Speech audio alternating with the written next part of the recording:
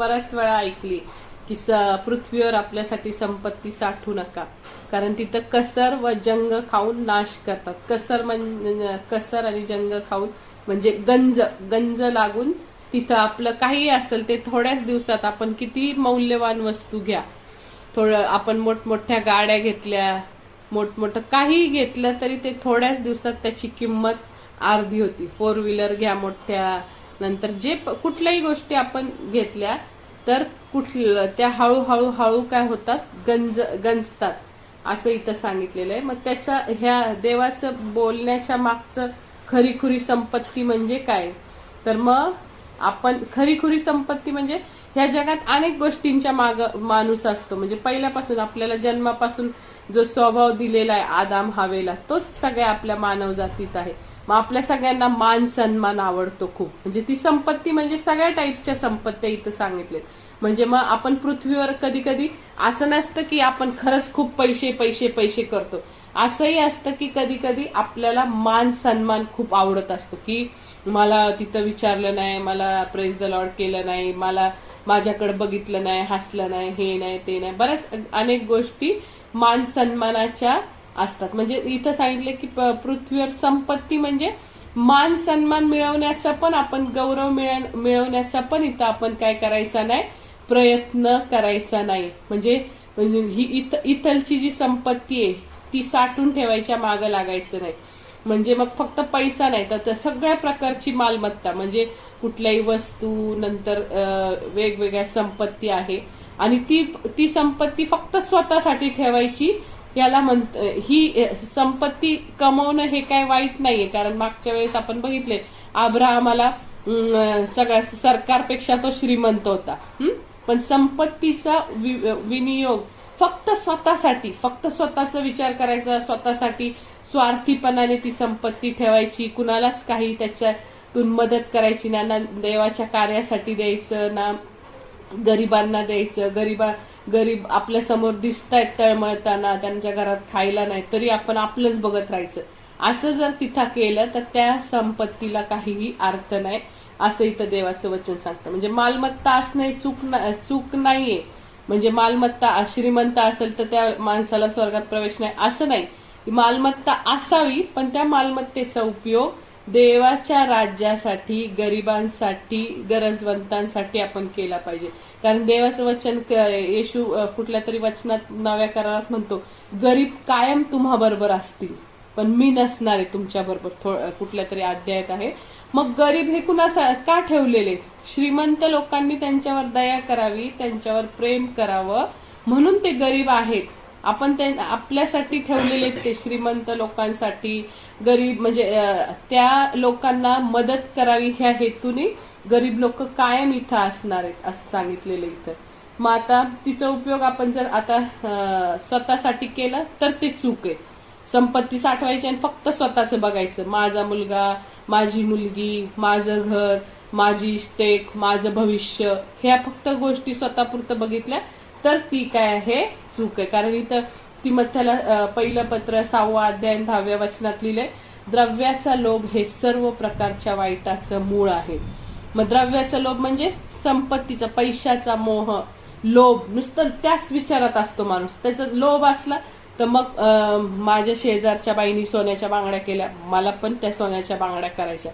मग त्या नवऱ्याची ऐपत असो अगर नसो, काय काय म्हणजे अशा पण स्त्रिया असतात की त्या आपल्या नवऱ्याला म्हणतात, नाही मला पण आता ह्या बांगड्या तशाच तिच्यासारख्या शेजारणी सारख्या पाहिजे. म्हणजे जर एखाद्या डोक्यामध्ये लोभ जर असेल कुठलाही, तर मग ते घर नष्टच झालं समजा. सर्व प्रकारच्या वाईटाचं मूळ काय, द्रव्याचा लोभ. जर तिथं पैशाचा मोह असेल तिथं सगळं वाईट झालंच म्हणून समजायचं, असं इथं सांगितलेलं आहे.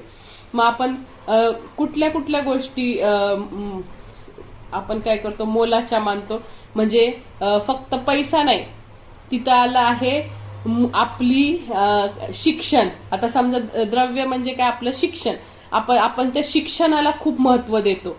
म्हणजे इथं काय लिहिलंय, पृथ्वीवर आपल्यासाठी संपत्ती साठवू नका. मग संपत्ती म्हणजे काय, म्हणजे फक्त ते पैसे मालमत्ता अशी नाही, तर शिक्षणाला खूप महत्व देतो कधी कधी. नाही नाही नाही नाही मला मी चर्चला येणार नाही, मी काय करणार नाही, मला अभ्यास करायचा आहे. तर कधी कधी शिक्षणाला जास्त महत्व देतो, कधी कधी काय काय मी मागं पण सांगितलं मुलं बाळांना जास्त महत्व देतो, काय काय लोक स्वतःच्या मान सन्मानाला महत्व देतात.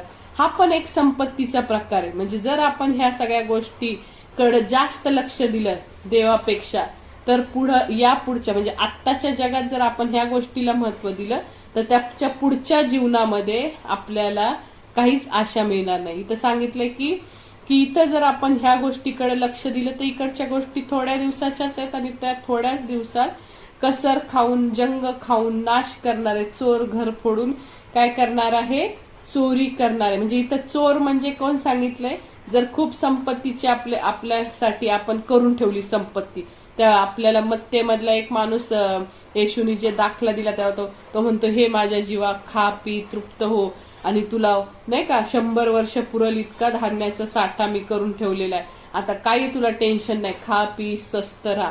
आणि मग येशू त्याला म्हणतो, आज रात्रीच जर तुझा जीव गेला तर काय करणार. म्हणजे मनुष्याने आपला जीव गमवावा, ह्याच्यापेक्षा मोठं कुठलंय म्हणजे त्या उपयोग काहीच नाही घ्यायचा त्या संपत्तीचा. आणि आजच्या जर तो माणूस मेला तर काय. मग इथं मग असं सांगितलं की ही जी संपत्ती आहे त्याच्यामध्ये चोर घर फोडून चोरी करतात. मग चोर म्हणजे कोण आहे इथं, तर चोर म्हणजे आजार, म्हणजे कुठलेही आजार. आपण काय होतो कधी कधी आजारी पडतो आणि त्याच्यामध्ये खूप पैसे जातात, चोर आपलं आरोग्य चोरतो. कधी कधी अचानक पूर येतात, काहींची घरं नष्ट होतात, धरणी भूकंप होतात, त्यांचे होत्याचं नव्हतं अख्खी बिल्डिंग पडती, अख्खे मोठे मोठे बंगले पडतात. कधी कधी वादळी गारा येतात आणि तिथं अख्ख्या शेतीचं काय होतं, नुकसान होतं. म्हणजे अशा प्रकारे चोर कुठल्याही बाबतीत येतो आणि ह्या पृथ्वीवरची संपत्ती काय करतो, सगळी नष्ट करून नेतो. म्हणजे इथं किती मिळवलं तरी ते कधी ना कधी काय होणार आहे, नष्ट होणार आहे. मग इथं काय सांगितलंय, अजून एक वचन काय सांगते की नाशवंत अन्नासाठी श्रम करू नका. तर हे जे आपण जे अन्न खातो ते नाशवंत आहे. मग इथं काय सांगितलं, नाशवंत अन्नासाठी श्रम करू नका, तर पिता जो देव ह्याने ज्याच्यावर शिक्का मारला तो मनुष्याचा पुत्र तुम्हाला सार्वकालिक जीवनासाठी टिकणारे अन्न देईल, त्यासाठी श्रम करा. म्हणजे इथं देवाचा येशूचा बोलण्याचा अर्थ काय आहे की जे आपण कृत्य इथं आपण चांगलं कृत्य करतो, म्हणजे आपण गरिबांना मदत करतो. आपल्यासमोर कितीतरी गरीब आहेत, आपल्याला असं नाही की आपल्या समोर गरीब नाही. आपण जर शोध घेतला तर हजारो गरीब आपल्याला सापडतील. फक्त ते खरे बघायचे की खरंच त्यांना खायला नाहीये काय, नाही तर काय खोटं पण ढोंग करतात. मग खूप गरीब आहे तिथं. म्हणजे जर आपल्याला आपली कृत्य आपल्या आधी जर स्वर्गात काय जात असेल तर ती म्हणजे आपली चांगली कृत्य. आता आपण जे काही करतोय, गरिबांना एखाद्या घरात एखादी गरीब बाई कष्ट करून जगते आणि तिला तिचं फॅमिलीचं काय भागतच नाहीये, 2-3 हजार तिचा इन्कम आहे, तिच्या घरात शेवटी 15-20 दिवस खायला नसतं आणि तिला आपण 2-2.5-3 हजाराचं रेशन जाऊन भरून दिलं तर ते खूप मोठं आपल्या स्वर्गात कार्य काय आपल्या आधी आपण जाण्याच्या आधी ती स्वर्गात आपली जी ती संपत्ती साठली जाते. इथं कसं आपण बँकेमध्ये साठवतो पैसे, आपल्याकडे काय पैसे आले तर आपण कुठे टाकतो, बँकेत टाकतो. मग आधी पहिले हजाराने असतील, मग लाखांनी होतील, मग करोडोनी होतील, अशी आपली संपत्ती साठवली जाते.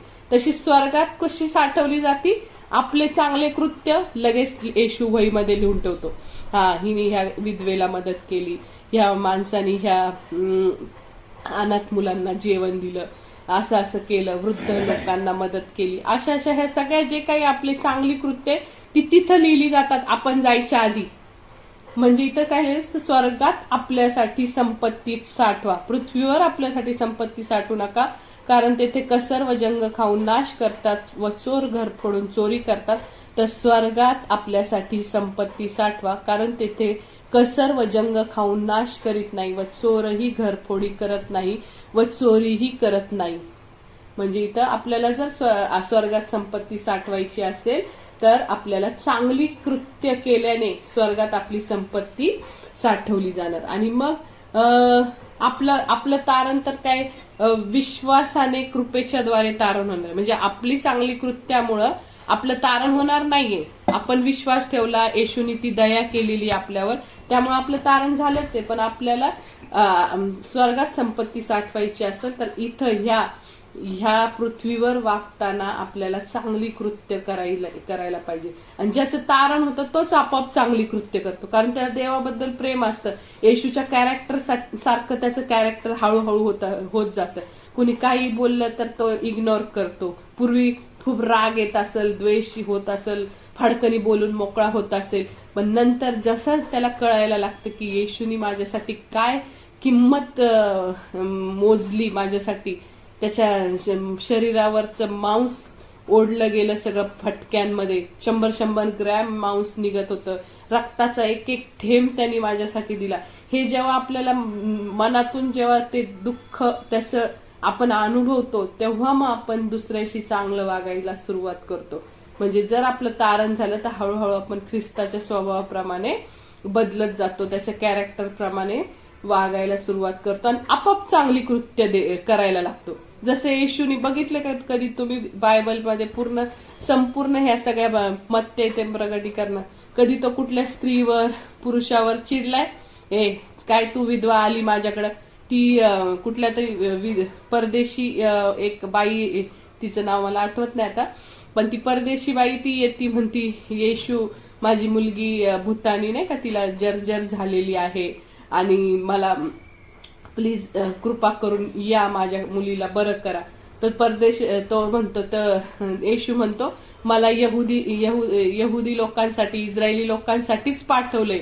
मी घरात मुलांची भाकरी कुत्र्यांना द्यायला मला बोलवलेलं नाहीये. मग ती एवढी नम्र बाई होती की काय म्हणती ती, कुत्रे सुद्धा टेबलावरून खाली पडलेला चुरा खातात, तर प्लीज या आणि माझ्या मुलीला दुष्टात्म्यापासून, भूतानी ती जर्जर केली, तिला बरं करा. मग तिचा नम्रपणा पाहून येशू किती तिचं म्हणजे कौतुक करतो. जिथं बघावं तिथं तो विधवेला, एकदा तो जात असतो एका ठिकाणी, एका रस्त्यावरून जात असतो, तिथं त्या विधवेचा तरुण मुलगा 20-22 वर्षाचा मेलेला ते तिरडीवर असं ते घेऊन चाललेले असतात. तर लगेच त्याला ते विधवेचं दुःख, त्याचं अंतःकरण कळवळतं. विधवा म्हणजे विधवेचा काय आधार आहे ना, तिला नवरा, एकुलता एक मुलगा होता, तो पण तिचा गेला. मग येशूनी ती काही म्हटली नाही येऊन, येशू माझ्या मुलाला बरं कर. येशूचा तो कळवळा होता येशूमध्ये, आणि तो म्हटला लगेच त्या मुलाला त्यांनी जिवंत केलं, नाईन नावाच्या नगरातल्या त्या विधवेच्या मुलाला. म्हणजे अशा प्रकारे अनेक गोष्टी, जसं येशूचं अंतःकरण होतं तसं आपलं अंतःकरण चांगल्या अनेक लोकांसाठी चांगलं करायला आपण काय करतो बघतो. एकदा तारण झालं तर हळूहळू काय करतो, चांगलं वागायचा प्रयत्न करतो. मग अजून एक उदाहरण होतं इथं की एक श्रीमंत मुलगा येतो आणि म्हणतो की मी गुरुजी सार्वकालिक जीवन मिळावं म्हणून मी काय करावं? मग तो म्हणतो की तुझं असल नसल ते विकून काय कर, गोरगरिबांना दे, म्हणजे तुला स्वर्गात संपत्ती मिळेल. मग तो म्हणतो की आधी येशू म्हणतो त्यांना की तू 10 आज्ञा पाळ, नियमशास्त्र पाळ, हे पाळ. तो म्हणतो मी लहानपणापासून पाळले, सगळं मी पाळले. मग शेवटी येशू त्याला म्हणतो तुझं असल नसल ते विकून गोरगरिबांना दे. मग तो देत नाही. त्याला सार्वकालिक जीवनापेक्षा जास्त कशावर प्रेम होतं? देवापेक्षा जास्त. आज येशू त्याच्याशी बोलतोय, जिवंत देवाचा मुलगा. तो त्याला काहीतरी सांगतोय, त्याला त्याच्यापेक्षा जास्त त्याची संपत्तीवर काय होतं, त्याच्या संपत्तीवर त्याचं प्रेम होतं. म्हणजे त्याला ह्या जीवनात त्याचं प्रतिफळ मिळालं, पण तिथं स्वर्गात त्याला प्रतिफळ मिळालं का? नाही. तो त्या प्रतिफळाला मुकला होता, म्हणजे त्याला नाही मिळालं ते प्रतिफळ. आपल्याला असं वागायचं की आपल्याला इथं पण प्रतिफळ मिळालं पाहिजे आणि स्वर्गात पण काय केलं पाहिजे, प्रतिफळ मिळालं पाहिजे. म्हणजे इथं आपण असंच विचार करायचा की जास्त संपत्ती आपण जर देवाच्या इच्छे योजनापेक्षा आपल्याला धन कसं मिळेल ह्याचा विचार अधिक करत बसलो तर मग रविवारी पण आपण काम करू, कुठंतरी पार्ट टाइम जॉब करू, आपण चर्चला जाणार नाही.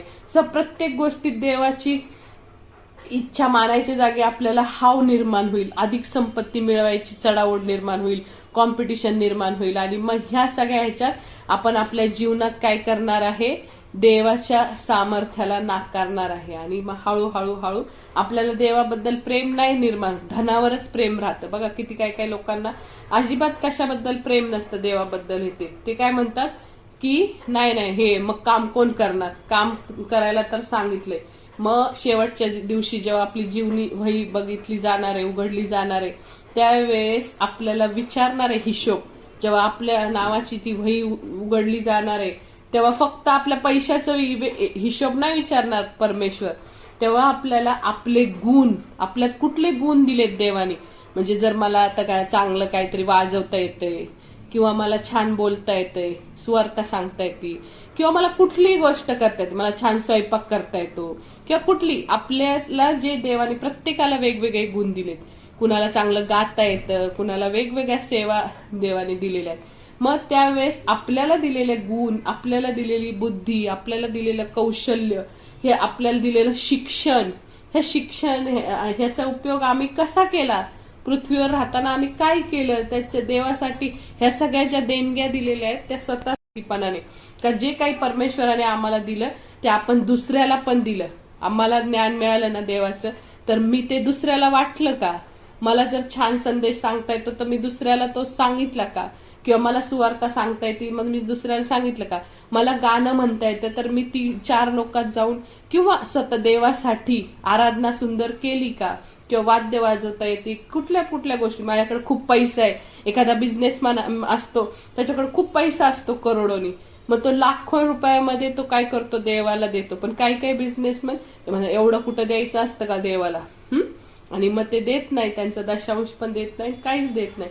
मग ह्या प्रत्येक गोष्टीचा हिशोब आपल्याला देव काय करणार आहे, विचारणार आहे. जर स्वार्थीपणे स्वतःसाठीच सगळ्या गोष्टी साठवून ठेवल्या तर मग खरोखर आपल्याला स्वर्गात प्रतिफळ मिळणार नाही. आणि जर आपण आपल्या अवतीभोवती अनेक कामवाल्या असतात, नंतर गरीब लोक असतात, त्यांच्या गरजा जर आपण भागवल्या गोरगरिबांच्या, तर आपल्याला नक्कीच स्वर्गामध्ये काय होणार आहे, आशीर्वाद मिळणार आहे. आणि दुसरं त्याच्या शेवटचं राहिलंय वचन, कारण जेथे तुझं धन आहे तेथे तुझं मनही लागेल.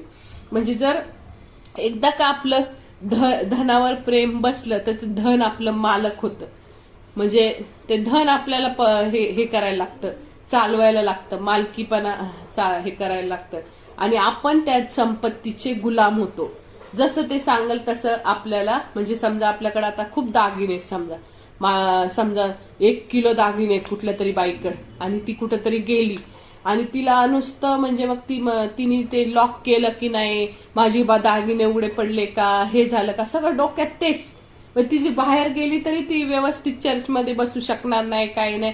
तर तिच्या संपत्तीकडे, धनाकडेच तिचं सगळं लक्ष काय होईल, लागून राहील. मग अशा प्रकारे पृथ्वीवर सैतान काय करतो, ह्या पृथ्वीवरील संपत्तीचा उपयोग आपल्याला काय करतो, आपण जेव्हा उपयोग करतो ना, आपल्याला टेन्शन देतो त्या संपत्तीद्वारे कधी कधी. म्हणजे जर ती संपत्ती आपण देवाच्या कार्यासाठी वापरत नसलो तर त्या संपत्तीतून आपल्याला तो काय करतो, टेन्शन देतो. पण जर आपण आपलं अंतःकरण देवाला दिलं असेल आणि मग आपण या पृथ्वीवर संपत्ती अंतःकरण जर देवाला दिलं तर मग आपण त्या संपत्तीला प्रथम स्थान देणार नाही. हा लय मोठं काय आपलं नुकसान होणार नाही. कधी कधी अशी स्थिती देव देतो की मुद्दाम काय करतो, आपल्या समोर असे काय एखाद्या गोष्टी देतो. देवाला आपली परीक्षा बघायची असती की खरंच हा माणूस ह्या ठिकाणी प्रामाणिक आहे का, तिथं देव आपली परीक्षा घेतो. मग कधी कधी असं होतं की आपल्या हातात सगळं असतं आणि आपल्याला तिथं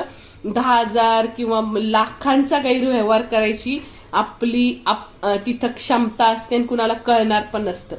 पण देव आपल्याला काय करतो, तिथं पारखतो. आपण 1 रुपयासाठी पण विश्वासू राहिलं तर देव आपल्याला हजारो लोकांच्या पुढं म्हणजे 1 रुपया हजारो लाखोंचं विश्वासू करणार आहे. जर आपण आत्ता जर 1 रुपयाला पण आपण विश्वासू नसेल, देवाने सांगितलं एक छोट्या, असं नाही की जो 1 रुपयासाठी विश्वासू तोच करोडो रुपयांसाठी विश्वासू.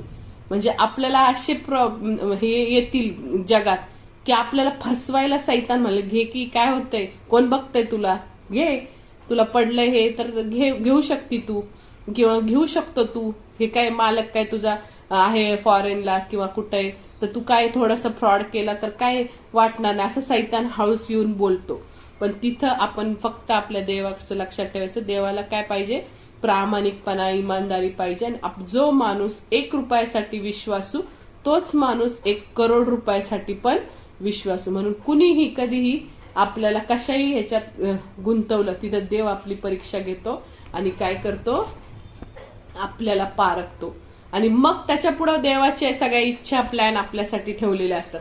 जर आपण त्या विश्वासात देवाच्या परीक्षेत पास झालो, तर देव आपल्याला हळूहळू असं करतो की करोडो रुपयांचं काहीतरी व्यवहार देतो आणि तो आपल्याला हातात देतो. त्या देव म्हणतो की ही माझी विश्वासू सेविका आहे, हा माझा विश्वासू सेवक आहे, तो 1 रुपयात सुद्धा प्रामाणिक आहे. म्हणून करोडो रुपयांचा व्यवहार देव तेव्हा आपल्याला देतो. म्हणून प्रामाणिक राहणं हे पण खूप महत्वाचं आहे. आणि जिथं आपलं धन असेल तिथंच आपलं मन लागतं. आणि मग जर आपलं स्वर्गात धन असेल, स्वर्गातलं धन म्हणजे कोण, येशूकडे जर आपलं लक्ष असेल, तर आपलं म्हणजे आपलं धन आपण येशूलाच मानत असलो तर आपलं मन पण त्याच्याकडेच लागलं जाणार. आणि जर ह्या सैतानाच्या सगळ्या गोष्टींना आपण जास्त महत्व देत गेलो तर आपोआप आपला हळूहळू काय होणार, नाशच होणार.